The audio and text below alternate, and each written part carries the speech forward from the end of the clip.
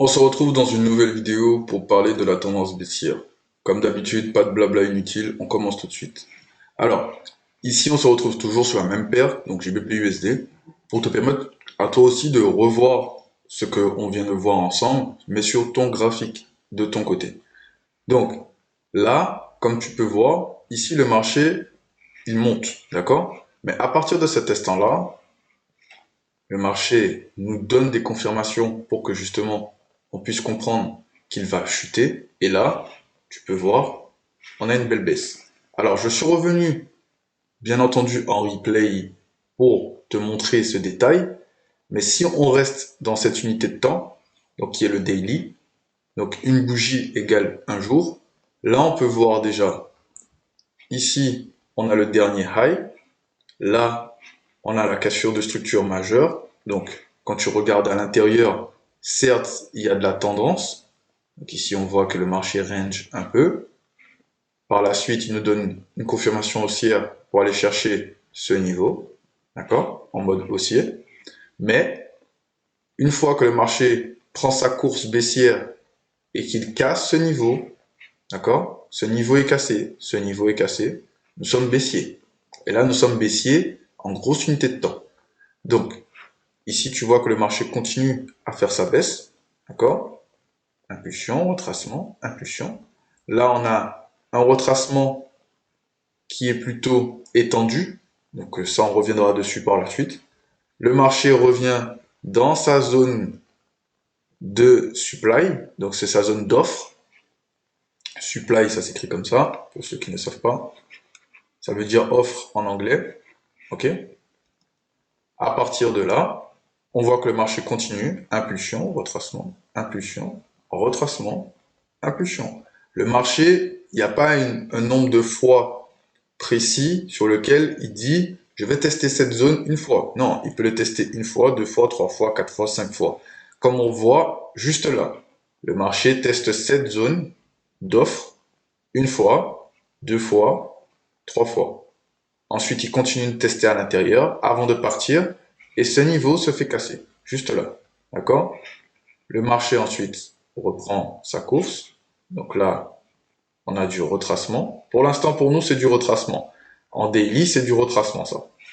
Le marché revient dans sa zone comme juste avant. Donc il revient dans la zone. Si je trace un trait ici, vous voyez que on ne passe pas ce trait. Le marché revient dans cette zone d'offre, toujours la même zone d'offre.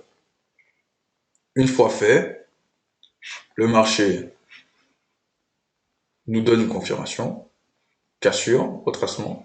Et là, on a à nouveau une cassure d'un niveau majeur.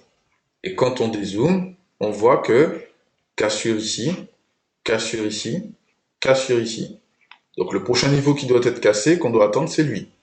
Puisque dans la logique, quand le marché nous donne une tendance baissière, il est censé à chaque fois, donc impulsion, là le marché casse ce niveau, il doit retracer, casser ce niveau-là, retracer, et ainsi de suite. D'accord?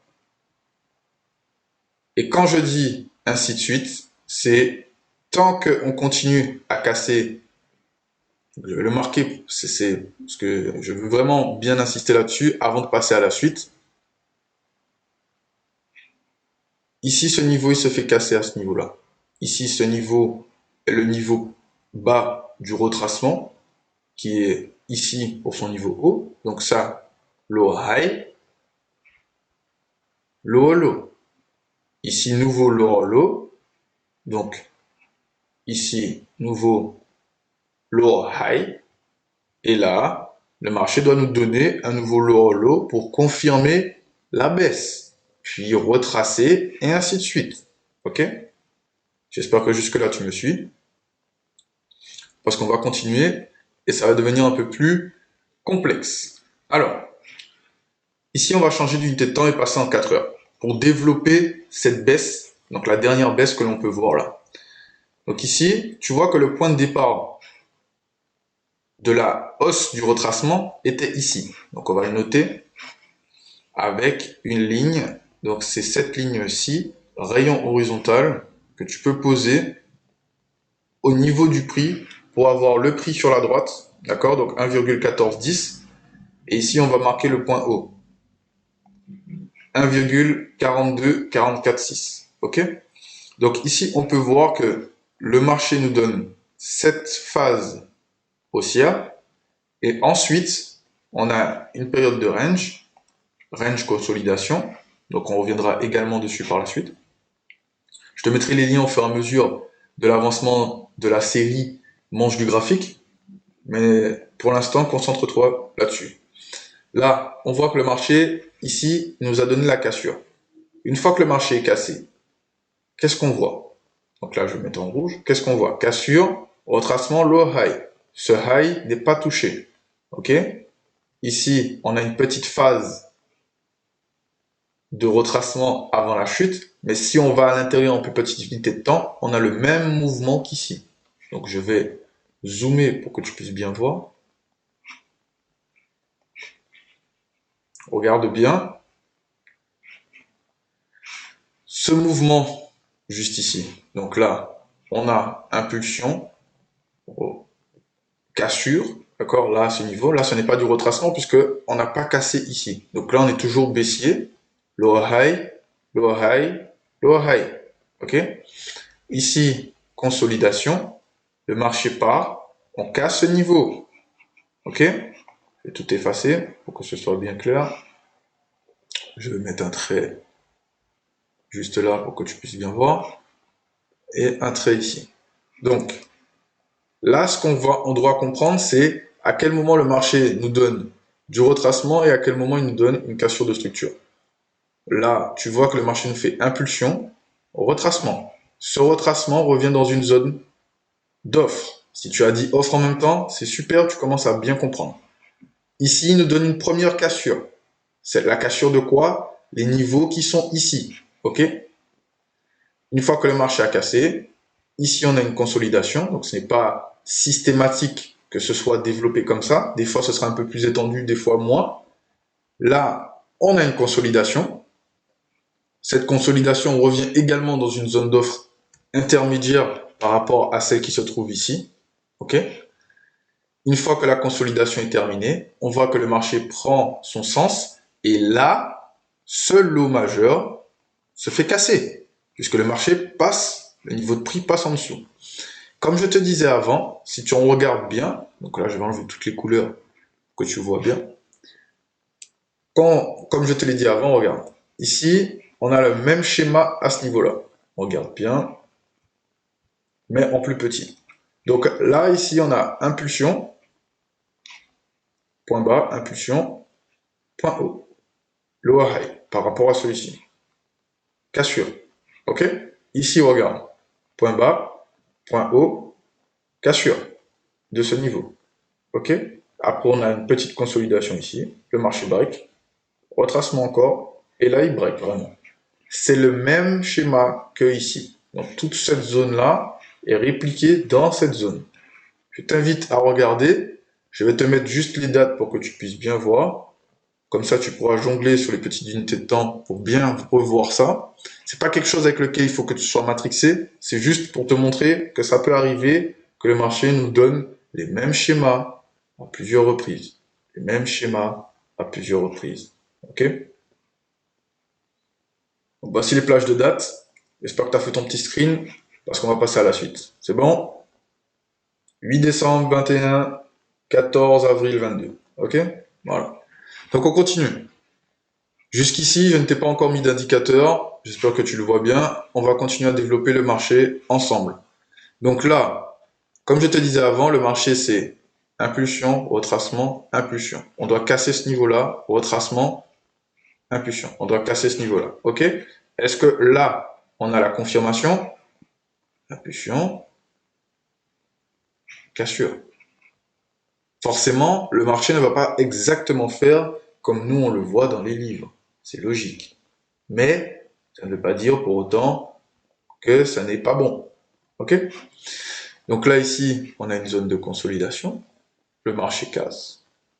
Donc là, notre dernier point bas, après celui-ci, qui est cassé déjà, c'est celui-ci. Donc si on ne voit pas cette partie du graphique là, que je te montre là, juste ici, le marché, c'est ici qu'il doit aller casser. Donc là, qu'est-ce qu'on voit?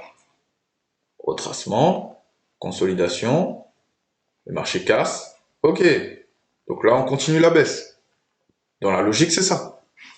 Le marché retrace, consolidation de nouveau, il casse.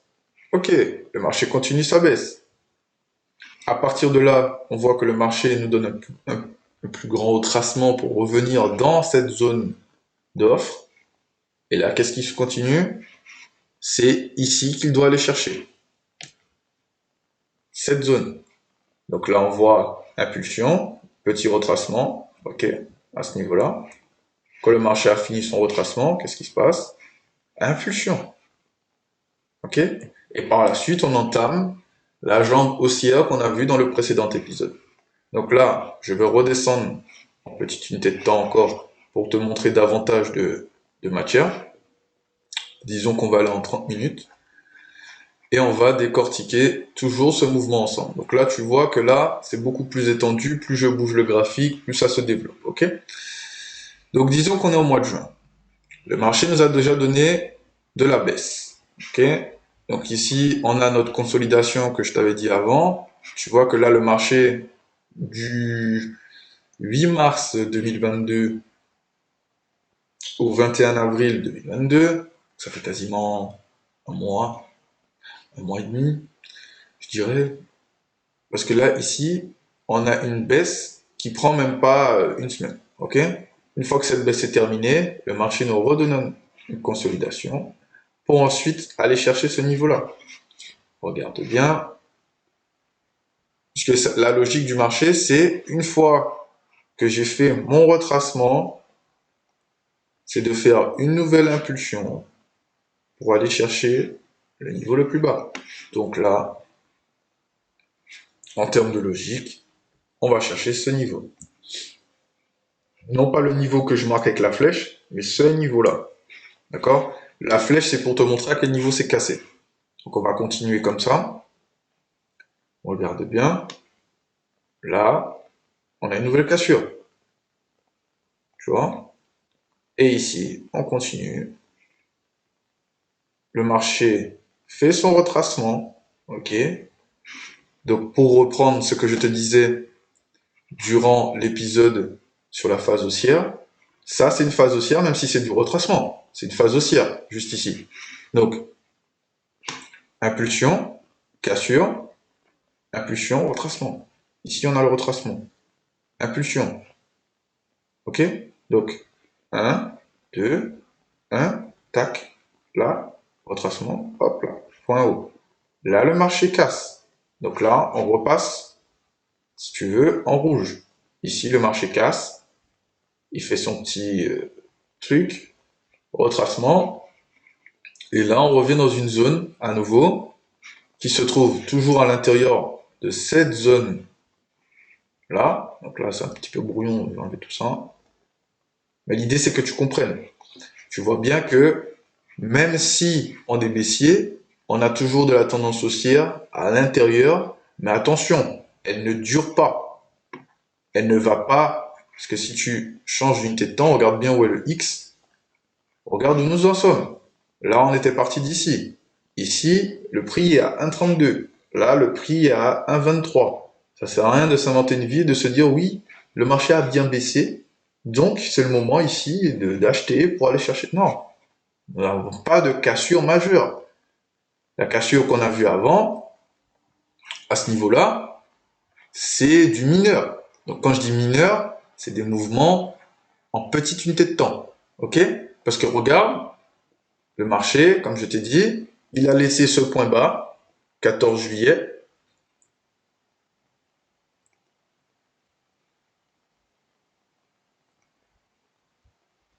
Là, 23 août, donc un mois plus tard et 2 semaines, il vient le chercher. Il te fait penser que potentiellement, il va répéter ce schéma. Regarde bien, juste ici. Là. D'accord? Mais non. Le marché continue sa course baissière parce qu'il n'a pas terminé. Donc, à partir du moment où il s'arrête vraiment et qu'il commence à retracer, donc comme ça peut être le cas ici. Alors, je vais y arriver. Voilà. Comme ça peut être le cas juste ici. OK?